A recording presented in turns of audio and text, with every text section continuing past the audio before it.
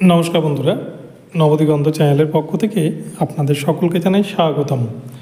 তো এই মুহূর্তে যে বিষয় নিয়ে আপনাদের সাথে আলোচনা করতে চলেছি সেটি হচ্ছে এসএসসি 2025 যে রিক্রুটমেন্ট, সেই রিক্রুটমেন্টে এখনও অবধি কতজন অ্যাপ্লাই করলেন এবং এছাড়াও কবে থেকে আপনারা এসএসসির ফর্ম, অনেকে ভুলভাল ফিল আপ করে ফেলেছেন, ছোটোখাটো মিস্টেক অনেকেরই হয়েছে, তো এডিট কবে থেকে করতে পারবেন এবং সবথেকে গুরুত্বপূর্ণ যে বিষয়টা টিচিং এক্সপিরিয়েন্সের নম্বর নিয়ে নতুনরা ভীষণ হতাশায় রয়েছেন, নতুনদের জন্য কতটা সুযোগ থাকছে চাকরি পাওয়ার।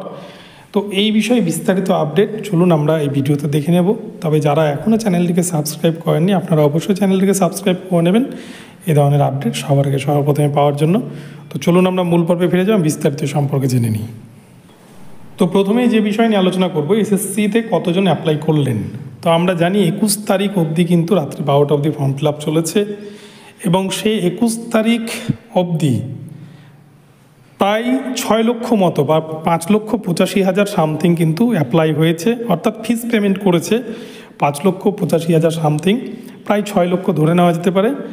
তো এই পরিমাণ ক্যান্ডিডেট কিন্তু অ্যাপ্লাই করেছে, যেটা গত 2016-র যে রিক্রুটমেন্ট হয়েছিল 9, 10, 11, 12-এর 26,000-এর যে নিয়োগ হয়েছিল তার থেকে কিন্তু প্রায় 2 লক্ষ মতো বেশি এবার আবেদন হয়েছে।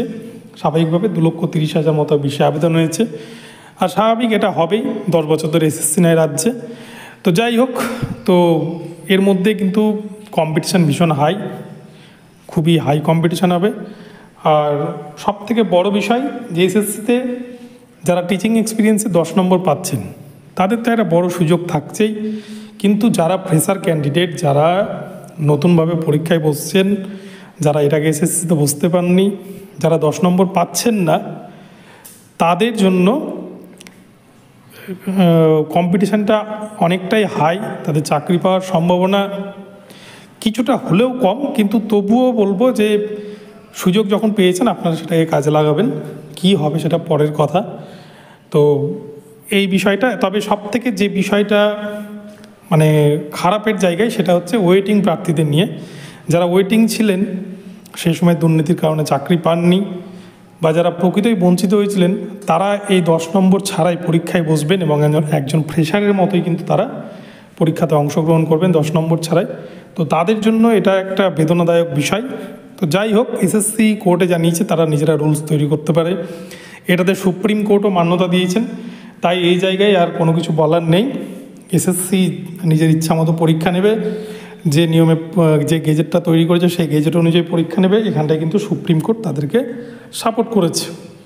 এবারে যে বিষয়টায় আসবো, যে আপনারা এডিট কবে থেকে করতে পারবেন। ফর্ম ফিল আপ শেষ হয়েছে 21 তারিখ। বেশ কিছুদিন আগে এসএসসির দপ্তরে একটা প্রতিনিধি দল তারা কিন্তু গিয়েছিল এবং তারা বিভিন্ন বিষয় সম্পর্কে কথা বলেছেন এসএসসি চেয়ারম্যানের সাথে, এবং এডিট সম্পর্কে চেয়ারম্যান কিন্তু পরিষ্কার জানিয়েছেন এডিট অপশান দেবে, কিন্তু সেটা হচ্ছে ফর্ম ফিল আপ শেষ হওয়ার পর 2 থেকে 3 দিনের মধ্যেই কিন্তু এডিট অপশান দেবে।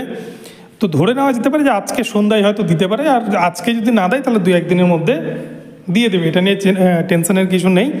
আর এডিট অপশান দিলেই মিনিমাম 3-4 দিন হয়তো সেই উইন্ডো তো খোলা থাকবেই। তো আরেকটা বিষয়, ওয়েবসাইট এখনই দেখলাম আমি, ওয়েবসাইটে কিন্তু এখনও পর্যন্ত কোনো আপডেট নেই এডিট অপশান নিয়ে, তাই কবে দেবে সেটা এখনও শিওরভাবে বলা যাচ্ছে না। তো আপনাদেরকে এই বিষয়গুলি সম্পর্কে জানালাম। আপডেটটি ভালো লাগলে অবশ্যই চ্যানেলটিকে সাবস্ক্রাইব করে দেবেন। দেখা হচ্ছে পরবর্তী ভিডিওতে। সকলে ভালো থাকবেন, ধন্যবাদ।